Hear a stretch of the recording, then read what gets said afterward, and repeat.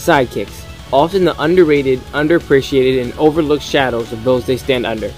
From Batman and Robin to Frodo and Sam to Han Solo and Chewbacca, everyone could use an extra helping hand. To make my list for the top 10 video game sidekicks, the character needs to either be playable in the game, add extra features or give an advantage in the game, or be a key component of the storyline in the game. I'm going to start off right now by letting you all know that not many RPG characters will make my list. Mainly because there are so many characters in an RPG game, and the players use nearly all of them to fight. In the RPG, the main person has so many sidekicks that it's hard to decide who to pick. Plus, because there are so many, it's almost like none of them are sidekicks and all of them are the main characters.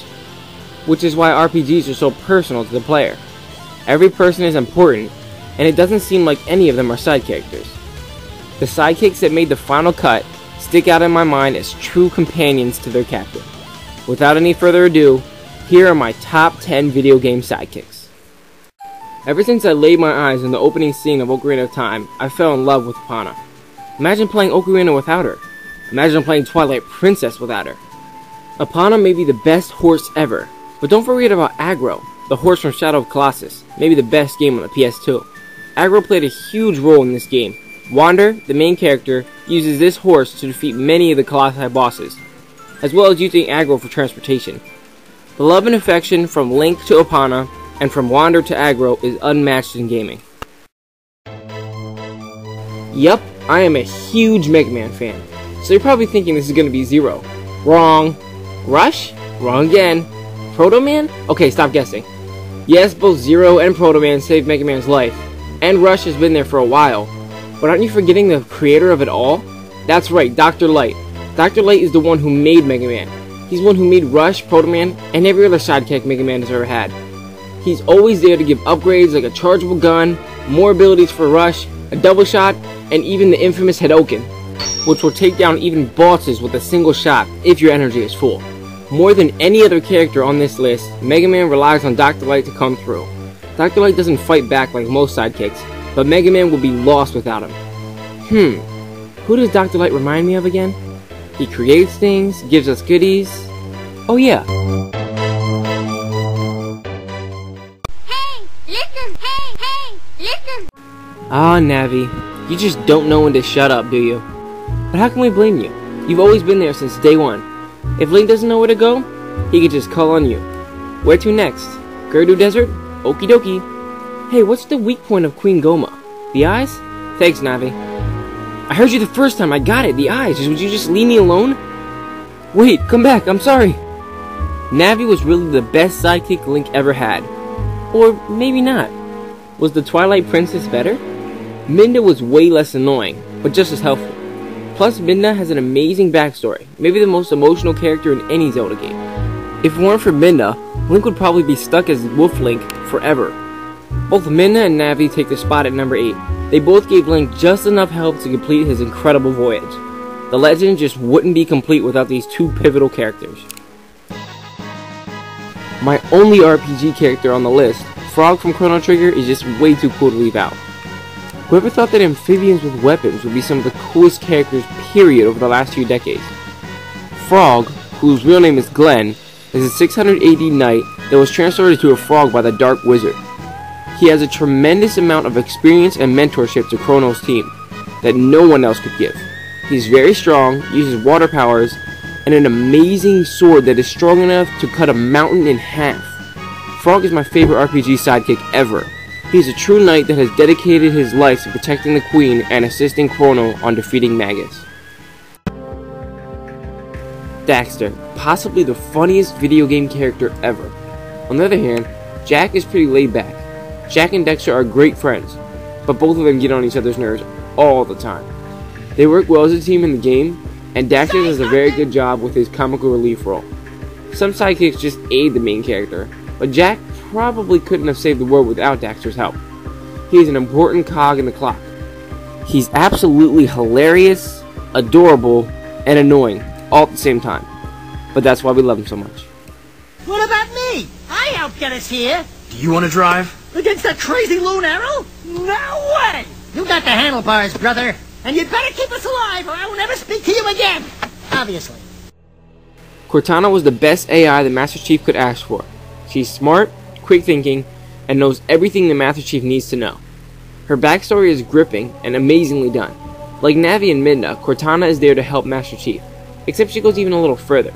She can hack incredibly complex alien computers, she calls for backup whenever needed, and she constantly gives the Captain updates on where and what is going on.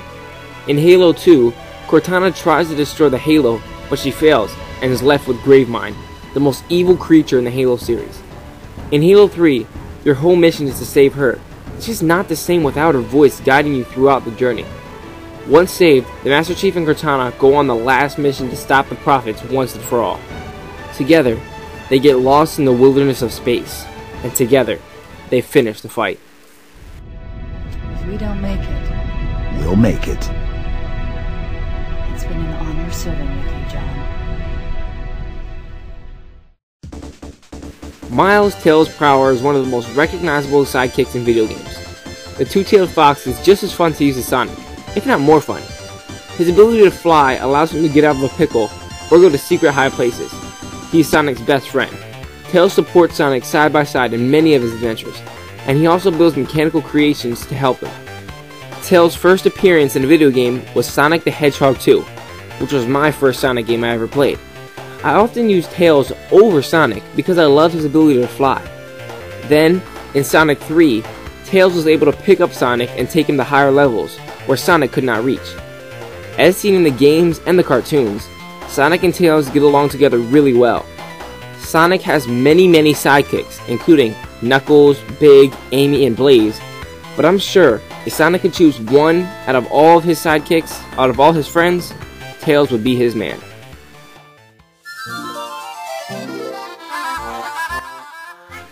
Diddy Kong has always been one of my favorite sidekicks. In Donkey Kong Country, I always enjoyed using the tag team aspect of the game and using Diddy Kong. If DK goes down, Diddy's got his back, and vice versa. They are a great team.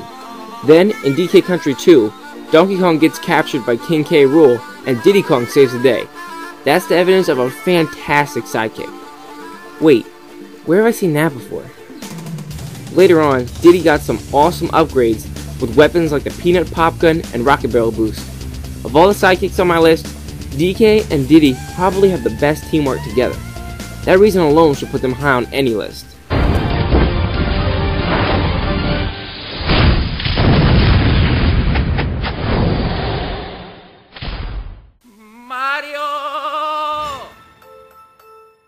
Luigi is often put on the back burner.